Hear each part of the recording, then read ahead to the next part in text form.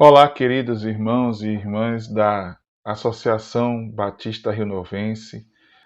E é com muita alegria que eu venho colaborar com esse momento da nossa associação, onde nós estamos revisitando os nossos documentos, revisitando as nossas doutrinas, aquilo que nos faz, o que nos identifica como povo batista, como denominação batista no Brasil e no mundo. E nessa oportunidade eu estarei falando hoje sobre o batismo e a ceia. Esses dois elementos constituintes da vida cristã, mas qual é o entendimento como nós batistas entendemos e praticamos esses dois elementos, tanto a ceia quanto o batismo, tanto o batismo quanto a ceia. Bem, vamos começar pelo batismo, né? O batismo ah, tem um texto bíblico, uma ordenança do Senhor Jesus. Isso é a primeira questão que a gente precisa levantar. O batismo e a ceia são para nós, batistas, ordenanças, não são sacramentos.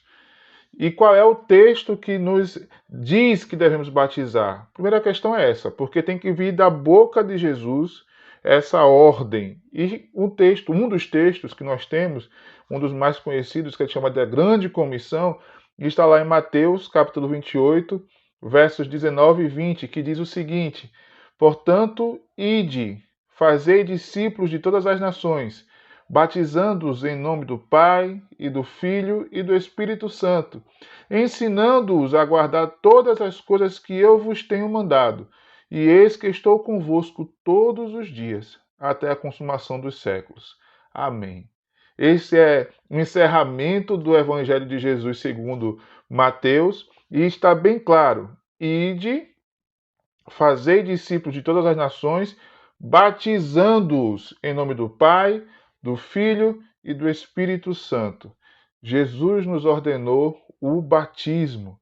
Esse é um dos textos, e então não é o único texto. Também no livro de Atos aparece batismo, nos outros evangelhos também aparecem batismos, e a gente entende que o batismo é uma ordenança. Por que não é sacramento?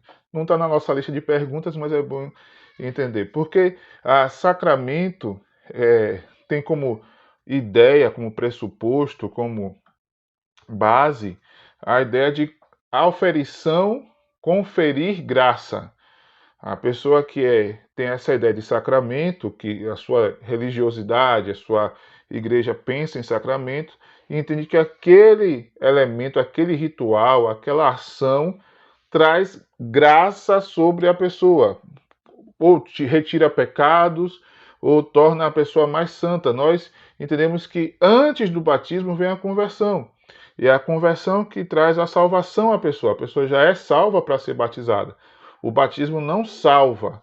O batismo não confere um novo status. O batismo é um cerimonial. E aí a nossa primeira pergunta: o que é batismo? O batismo é um testemunho público de uma nova vida. É o testemunho de que houve transformação através da ação salvadora de Jesus, e que o batizando, aquele que está testemunhando dessa nova vida, está ali dizendo, declarando publicamente a sua nova condição em Cristo. Então, o batismo não salva. O batismo é um elemento de testemunho da fé. Primeira questão é essa: o que é batismo?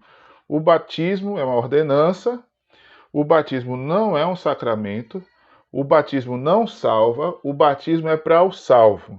Ele mostra publicamente, ou seja, tanto na Bíblia, nos evangelhos, as pessoas iam até João Batista no Rio Jordão, e lá, além de ouvir a pregação sobre arrependimento, aqueles que desejavam faziam um batismo a gente vai falar da forma de batismo também, mas para testemunhar que entenderam que precisavam se arrepender dos seus pecados, que tinham se arrependido dos seus pecados, e ali aquele batismo era o símbolo de uma nova vida. Por isso é necessário, antes do batismo, uma pública profissão de fé. Nas nossas igrejas batistas, além do ensino prévio, para que as pessoas que vão ao batismo possam saber o que vai acontecer, por que elas devem se batizar, qual é o passo que elas estão dando. Além desse ensino, há um momento anterior ao batismo que nós chamamos de profissão de fé, onde a pessoa responde publicamente sobre a sua vontade, o seu interesse em se tornar membro da igreja, mas antes disso, em demonstrar que há uma fé em Jesus Cristo como único e suficiente Salvador pessoal. Vai aparecer também algumas referências bíblicas para que você possa também buscar esse entendimento, essa leitura na palavra de Deus. Por que devemos ser batizados? Se o batismo não salva, se o batismo não ofere uma nova condição, mas sim testemunha essa condição, é justamente por isso que nós devemos ser batizados. Primeiro, porque é uma ordenança, Jesus nos mandou fazer isso.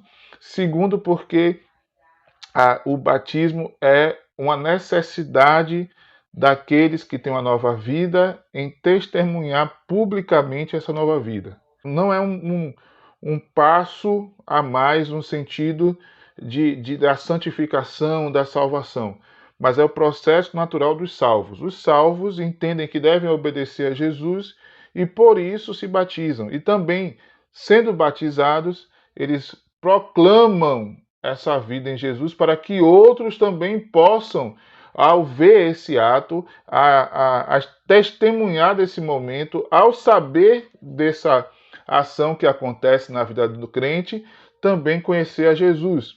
E porque os batistas batizam, quem foi batizado em outras igrejas? Nosso nome, Batista, vem dessa história também. Alguns historiadores dizem que nós temos esse nome de denominação batista porque nós viemos dos anabatistas. Isso lá no século XVI, século XVII, na Europa, especialmente na Inglaterra, onde havia uma busca por separação entre igreja e Estado. Lembre-se da Reforma Protestante e também da separação da Igreja Anglicana, da Igreja de Roma, a formação da Igreja Anglicana. E surgiram vários grupos, entre eles os anabatistas, que entendiam que o batismo, o católico na época, né, hoje já não somente o católico, mas o batismo infantil não era válido. Então eles batizavam adultos, conscientes, porque a profissão de fé que nós falamos que acontece antes do batismo só é possível para quem está consciente do que está acontecendo com ele. Deu essa alcunha a esse grupo de anabatistas, ou rebatizadores, aqueles que não aceitam o batismo de Roma. Alguns historiadores dizem que com o passar do tempo, essa alcunha de anabatista se tornou batista. Eu acredito que não foi isso. Os batistas são um grupo que tem essa ideia também dos anabatistas, mas também tem dos menonitas, tem dos luteranos. Nós reunimos muitas outras ideias também. E os batistas surgem no século XVII, entre 1609 e 1612, na Inglaterra, entendendo que o batismo infantil não é válido. Então, por isso, se não é válido, é necessário se batizar. Então, a primeira questão é essa. Depois, com o passar dos anos, os batistas entendem que a forma de batismo também é importante. Não somente batismo de adultos, mas também batismo por imersão. Isso porque a palavra baptizo, baptizo, no seu original em grego, dá a ideia de envolto em água. E o símbolo que o batismo também carrega dessa morte quando entra na água, sepultamento quando é imerso, e ressurreição, uma nova vida quando sai da água, só pode ser melhor expressada pela imersão. Então, por isso que alguém que vem de uma outra religião, ou de uma outra igreja, ou de uma outra denominação, que não foi batizado, em primeiro lugar, em nome do Pai, do Filho e do Espírito Santo, que é a ordem do Senhor Jesus. Em segundo lugar, consciente do que aconteceu consigo, não passou por uma profissão de fé. E em algumas igrejas, também pela forma da imersão, algumas outras igrejas entendem que, sendo adulto e em nome do Senhor, né, em nome do Pai, do Filho e do Espírito Santo, não precisa ser batizado de novo, mas há outras igrejas batistas da nossa convenção, isso é uma decisão interna em assembleia, que entendem que é necessário, se não for por imersão, a forma também importante, é necessário então fazer de novo o batismo. Então as igrejas batistas batizam quem já foi batizado na igreja católica ou em outras denominações protestantes, seguindo esse critério. A pessoa passou por uma profissão de fé, era adulta ou era criança. A, a forma do batismo foi em nome do Pai, do Filho e do Espírito Santo, e foi por imersão, aspersão ou outra forma de batismo. Seguindo esses critérios, a igreja decide então quem deve ou quem precisa ser batizado novamente. Seguindo então, o que eu preciso saber ou fazer para ser batizado numa igreja batista? Em primeiro lugar, você precisa ter consciência da sua salvação em Cristo Jesus. O batismo só é válido, só é possível para aqueles que são convertidos. Então, em primeiro lugar, você tem que ser convertido. Você tem que conseguir, de alguma forma, mesmo tem muita gente que é tímida, tem gente que não sabe falar em público, mas você tem que professar a sua fé. Você tem que dizer, olha, eu creio em Jesus como meu Salvador. Então, em primeiro lugar, você precisa ser convertido e ciente da sua conversão em Jesus Cristo, da sua nova vida em Jesus Cristo. Depois é preciso entender que o batismo leva você à membresia da Igreja Batista. Então você precisa conhecer as nossas formas, nossos princípios, nossa forma de pensar, porque a partir do batismo você vai se tornar membro de uma igreja batista. Por isso que nós temos, a maioria das igrejas, um processo de discipulado, de ensino. E nesse ensino que é feito para aqueles que querem se batizar, também é ensinado sobre princípios batistas, sobre os deveres e os direitos dos membros de uma igreja batista, e você precisa estar consciente disso. Depois desse processo, a igreja, em assembleia, em reunião administrativa, convocada para esse fim também, vai inquirir que você fale sobre a sua vida com Cristo, que você testemunhe a sua vida. Chamamos isso de profissão de fé. Você passando por esse momento, e a igreja, a assembleia em reunião, em sessão, entendendo que há habilitação, você está hábil para ser batizado, então no momento do batismo, aí vai ser tudo preparado pelo seu pastor, pela igreja, você será conduzido até o batistério, o local onde vai ser feito o batismo, pode ser o batistério tradicionalmente, mas em alguns momentos pode ser uma piscina, o rio, onde houver água em abundância, no caso da igreja batista, e deve responder a seguinte pergunta: você crê no Senhor Jesus Cristo como seu único e suficiente Salvador? Se a sua resposta for sim, então o pastor da igreja, o ministrante da celebração do batismo, poderá proferir as seguintes palavras: eu, como ministro do Evangelho, autorizado por Deus e pela igreja, a igreja local, porque você vai se tornar membro da igreja local, te batizo diante da sua pública profissão de fé, ou seja, diante do que você acabou de dizer publicamente, te batizo em nome do Pai, do Filho e do Espírito Santo. E aí haverá a imersão em água e depois a ascensão. E aí você se tornará, então, batizado em nome do Pai, do Filho e do Espírito Santo, membro de uma igreja batista, e a partir daí você deverá cumprir os deveres e terá também direito, voz e voto nas assembleias da igreja, significando então que você pode falar, você tem direito a falar, isso é direito à voz, e a votar nas decisões da igreja, e também a participar da ceia do Senhor. Eu só posso participar da ceia se eu for batizado? Bem, existem vários entendimentos sobre a participação na ceia. 4 deles são mais destacados, né? Que é a ceia ultra livre, a ceia livre, a ceia restrita e a ultra restrita. Essas quatro formas de entender a ceia, você deve então entender na sua igreja, com o seu pastor, qual é a prática da sua comunidade. Existem igrejas, a maioria das igrejas batistas praticam entre a livre e a restrita. As duas dos extremos, a ultra livre e a ultra restrita, são menos praticadas. O que são elas? A ultra livre é aquela que todos os presentes, independente de serem batizados ou membros de uma igreja evangélica, todos os presentes podem participar da ceia. A ultra restrita é o outro extremo. Somente os membros daquela comunidade local, daquela igreja, podem participar da ceia. Vou dar um exemplo aqui na primeira igreja Batista do Batã. Se observarmos a ultra livre, a gente não observa aqui, mas se fôssemos ultra livre, qualquer pessoa que estivesse no templo poderia participar da ceia, tomar o pão e o cálice.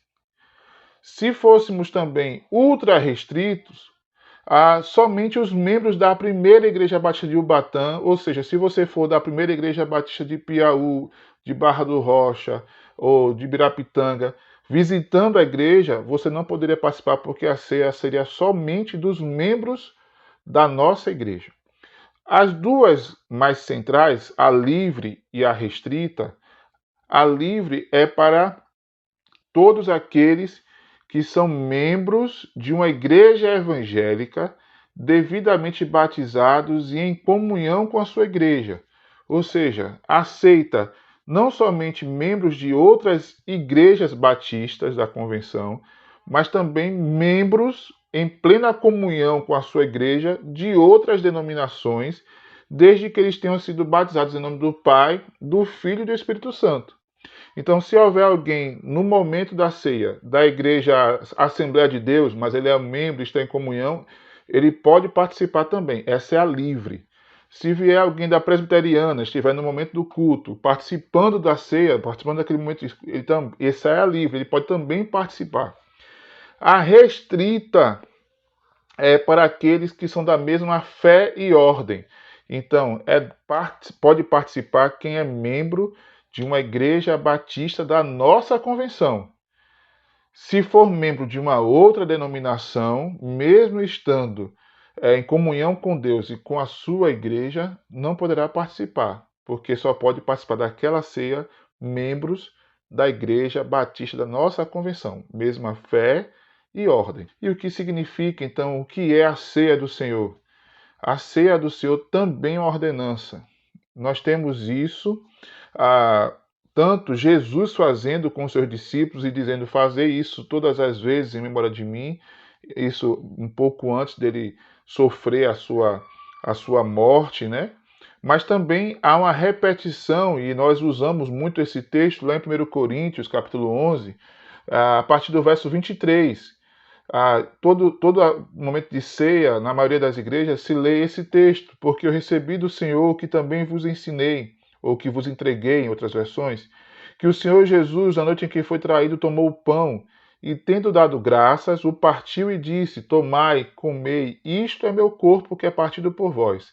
Fazei isto em memória de mim. Essas são palavras de Jesus. Tomai, comei, isto é meu corpo que é partido por vós. Fazei isto em memória de mim. Semelhantemente, do mesmo modo, depois de cear, tomou o cálice, dizendo, este cálice é o novo testamento do meu sangue. Fazei isso todas as vezes que o beberdes, em memória de mim. Porque todas as vezes que comerdes este pão e beberdes este cálice, anunciais a morte do Senhor, até que ele venha. Isso está em 1 Coríntios 11, de 23 a 26. Então, a ceia do Senhor é uma ordem de Jesus. É uma ordenança do Senhor.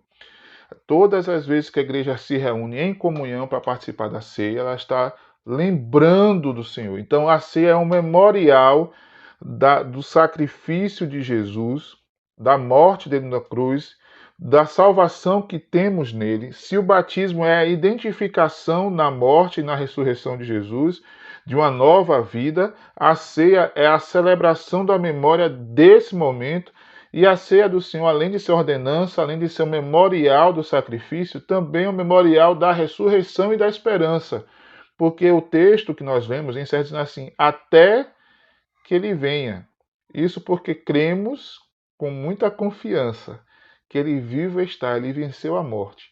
Então, a ceia do Senhor é a ordenança, é o memorial e é também um momento de alegria e de esperança. É quando a igreja se reúne, para lembrar ah, desse dom, tremendo dom de Jesus. Então, a ceia do Senhor é esse memorial festivo que lembra o sacrifício, a morte e a ressurreição de Jesus. E as igrejas batistas celebram a ceia tradicionalmente uma vez por mês. Algumas igrejas têm outras práticas. Nós fazemos isso uma vez por mês, às vezes no primeiro domingo, no segundo domingo. Cada igreja tem o seu calendário. No nosso caso, a ceia celebrada uma vez por mês é anunciado à igreja para que a igreja também saiba que naquele domingo vai haver a ceia do Senhor e todos venham preparados para esse momento. Cada igreja também tem um jeito de fazer, né? No momento da entrega dos elementos, algumas igrejas entregam primeiro o pão e depois o suco de uva, o cálice. Outras entregam ao mesmo tempo, mas seguindo a ordem que está colocada no texto de 1 Coríntios, também nos evangelhos.